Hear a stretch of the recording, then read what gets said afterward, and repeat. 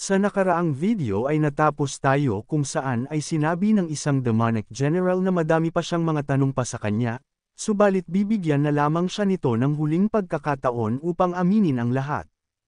Sabi pa niya na kung tatanggihan niya ang pagkakataong ito, ay ang kahit silang mga demonic general ay hinding-hindi naaanib sa kanya, hindi naman ito sinagot ng Moonlight Sage. Kaya naman nang makaalis ang demonic general ay sa isip niya ay napapasabi siya na ang mga iyon ay mga tanga. Dahil kung dumating ang araw kung saan ay makita nila ang pag-iril ng taong iyon at masaksihan ang tunay na lakas, ay iyon na din ang magiging huling araw at ang katapusan ng lahat ng bagay sa mundo. Nang nagsalita naman ang kung sino na nakaluhod at sinasabi na kung alam lamang niya na ito ay ang kanilang tunay na sect leader ay hindi siya kikilos ng ganon, kaya naman ay agad siyang humingi dito ng paumanhin sa kanyang padalos-dalos na desisyon, at nais nito na bigyan pa siya ng isa pang pagkakataon. Nang napasabi naman ang batang babae na kung bakit kailangan pa niyang makaharap ang taong sumairal ng kanyang kalagayan ng paulit-ulit, kaya naman ang titigan siya nito ng masama, ay mabilis na pumagit na ang Moonlight Sage at siya na mismo ang humingi ng paumanhin sa nangyari, at sinabi na magiging maingat na sila sa susunod at agad nang pinaalis sa kanilang harapan ang taong nakaluhod. Nang nagsalita naman ito at sinabi na hindi siya basta na lamang actress ng ganito, kaya naman ay sinigawan siya ng Moonlight Sage na kung hindi ba talaga nito naiintindihan ang kanyang sitwasyon ngayon. Agad naman na nagdahilan ang lalaki at sinabi na sa loob ng 10 taon ay dinala niya ang mga gawain para sa kanilang Dark Spectral Sect, kaya naman ang umatras dahil lamang sa isang pagkakamali sa harapan ng kanilang sect leader na sa wakas ay nagawa na niyang makaharap, ay isang labis na kahihiyan para sa kanya. Dahil doon ay nagalit naman ang Moonlight Sage sa inaasta nito sa kanyang harapan at sinabi na sinayang lamang nito ang kanyang pagkakataon gamit ang kanyang sarili. Sa nangyari ay nagtataka naman ang lalaki sa nais na gawin ng Moonlight Sage at napasabi na hindi naman ganito ang ipinangako niya sa kanya, at inakala niya na isa siyang matalinong kasamahan ngunit mukhang nagkamali siya. Hindi naman siya pinansin pa ng Moonlight Sage at mabilis na kumilos. At sa maigsing sandali ay madali lamang niyang winakasan ang buhay ng lalaki, at sinabi na hindi niya naisip na makitid ang utak niya para hindi agad maintindihan ng maayos ang kanilang sitwasyon.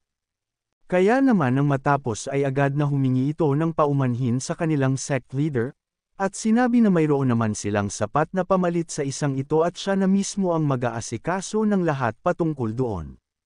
Nang natigilan naman siya nang nagtanong ang babae na kung hanggang kailan pa ba siya maghahantay, dahil sa malapit na siyang mag-100 taon subalit hindi pa din ito nagagawa na matapos ang ipinangako nito na tatapusin na ang lahat noong 20 taon na ang nakakalipas, at gaano pa ba katagal ang kanyang titiisin. Nang bigla naman siyang nagpalabas ng malakas na aura sa kanyang katawan, at sinabi na sa tingin niya ay muli na naman silang mabibigo. Kaya naman ngayon ay wala na siyang ibang mapagpipilian pa kung hindi ang siya na mismo ang gumawa ng aksyon. Sabi pa niya na ang bastardong Yeonjuka na iyon ay talagang napaka-delikado kaya naman ay kailangan na siyang paslangin ngayon, nang bigla naman siyang niyakap ng Moonlight Sage, at sinabi na nakakasigurado siya na magagawa niyang mapaslang ang kanilang mga kaaway, kaya naman ay ialis na nito ang kanyang nararamdamang matinding galit. Nang nagsalita naman ito at sinabi na maniniwala siya sa kanya para sa huling pagkakataon, kaya naman ay kailangan niyang mapaslang siya, dahil ang batang iyon ay nagawa siyang masaktan. Nababahala naman na napapasabi sa kanyang isip na malinaw niyang inakala ang kanilang napakalaking pagkapanalo, subalit nagawa ng batang iyon na mag-iwan ng sugat sa kanilang sect leader. Sabi pa niya na mukhang totoo na banta talaga sa kanila ang Crouching Dragon Estate Martial Arts. Subalit kahit ang ama nito na si Yeon Myung ay walang kakayahan na magawang makalapit sa kanilang sect leader, kaya naman ay niintindihan niya kung bakit hindi mapalagay ang kanilang sect leader. Kaya naman sabi niya na sa ngayon ay mukhang wala na talaga silang oras na natitira pa, at sa pagkakataon na ito ay wala na silang mapagpipilian pa kung hindi ang pabilisin ang kanilang pag-breakthrough. Kung umabot ka na sa parte ng video na ito ay maaari lamang na i-click ang like at super thanks sa baba bilang pagsuporta. Maraming salamat.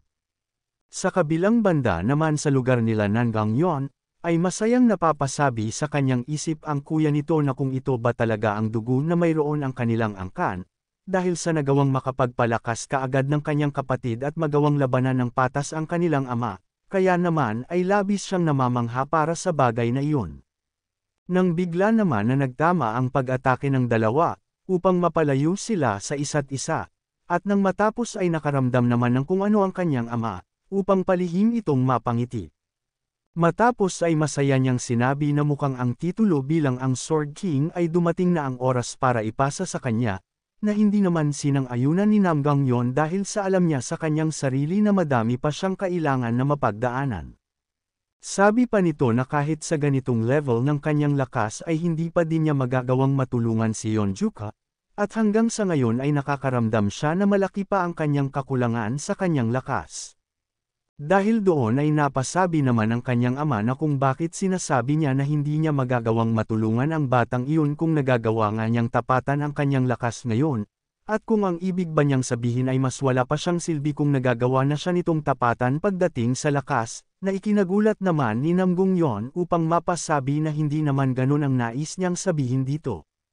Sabi pa ni Nam Gangyon sa kanyang ama na hindi niya may kukumpara ang kanyang martial arts sa kanya, subalit masaya siyang sinabihan ng Sword King na ayos lamang iyon sa kanya pero mas mainam na magkaroon ito ng lakas ng loob, dahil siya ang ipinagmamalaking tagapagmana ng kanilang Nanggang clan. Subalit sabi ng kanyang ama na tama ang kanyang mga sinabi kanina, dahil sa mas lumakas pa ang mga miyembro ng Dark Spectral Sect at ibang-iba na sila kumpara sa nakalaban nila noon, kaya naman kung ay isa pang miyembro nila na kagaya ng batang iyon, ay kahit magtulungan pa silang mga 10 Greatest Master ay hindi nila magagarantiya ang kanilang pagkapanalo.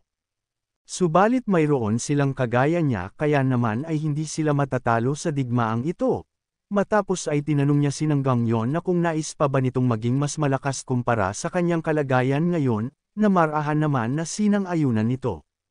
Dahil doon ay napasabi ang Sword King na kung ganun ay ipapasa na nito ang lahat sa kanya, at ito ay ang sekretong teknik ng kanilang Nanggang clan, ang Imperial Sword Form.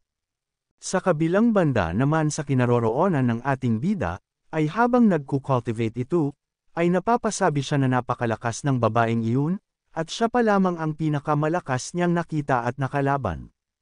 Ang lahat-lahat sa kanya mula sa lakas ng martial arts sa kanyang estado ay labis na mas nakakaangat kumpara sa kanya, at ang lakas na mayroon ng isang iyon, ay kung tama ang kanyang naiisip, ay siya malamang ang sect leader ng Dark Spectral Sect. Kaya naman sa isip nito ay napapasabi siya na upang magawa niyang matalo ang Dark Spectral Sect leader at ang mga demonic general nito, ay kailangan niyang tuluyan na may master ang lakas ng kanyang Heavenly Evasion Sword, matapos ay nagpalabas ito ng malakas na enerhiya sa kanyang katawan. Makalipas ng ilang sandali ay napasabi siya na masiyadong malaki ang kinukonsumong lakas ang Heavenly Evasion Sword, at sandaling panahon lamang niya ito kayang tagalan kahit pa umasa siya sa divine energy na mayroon ng 8-bead bell. Kaya naman sa ganitong kalagayan, ay malabo niyang kahit matapatan man lamang ang sect leader ng Dark Spectral Sect, nang bigla naman na may kung anong nagpakita sa kanyang isipan, upang agad siyang mapatigil. Sabi niya na noong mga panahon na iyon, ay nakakasigurado siya na mayroong divine chi na naninirahan sa espada ng diwata sa loob ng salamin, kaya naman ay isa lamang ang ibig sabihin ng bagay na iyon, at sa loob ng daloy ng Nine Heavens Master Sword, ay may divine chi na nabubuhay. Ang rason kung bakit hindi nagpapakita ang divine chi sa kanyang swordsmanship hanggang sa ngayon, ay dahil sa hindi niya pabatid ang patungkol sa bagay na iyon. Matapos ay marahan naman siyang nag-focus, at matapos ng ilang sandali, ay napasabi siya na ngayon ay magagawa na niyang mapalakas ang kanyang Heavenly Evasion Sword, at mas naintindihan na niya ang kung ano ba ang divine chi kumpara sa kanina. Hindi niya alam kung nagagawa lamang ba niya na magamit iyon dahil sa kapangyarihan lamang ng Bodhidharma Sword o ng Light Bead Bell, subalit sa tingin niya ay maaaring dahil iyon sa kanyang Nine Heavens Master Sword na kung saan ay may kaugnayan sa pagpapalakas ng Divine Chi, kaya naman sabi niya, na gamit ang bagong kaalaman na ito na kanyang natutunan ngayon, ay mas magiging malakas pa ang kanyang espada at kakayahan. Kung nais mo na masubaybayan ang mainit-init na kabanata ay i-open lang ang notification bell pagkatapos mo na mag-subscribe.